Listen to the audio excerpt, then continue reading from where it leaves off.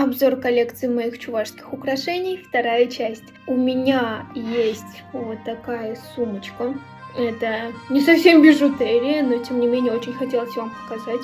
Смотрите, какая красота. Вот в таких коробочках я отправляю украшения моего бренда Sanvali. И сейчас я вам покажу свой масмак. Вот так он выглядит. Кстати, его часто заказывают невесты на свою свадьбу. Одевается очень легко и просто. Так цепляется и прекрасно держится на голове.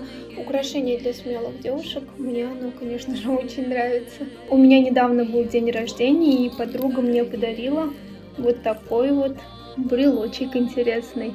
Мне очень нравятся чокеры, поэтому у меня есть еще вот такой чокер в чувашском стиле. Ну и последнее на сегодня украшение. Это браслет моего бренда Sanvali.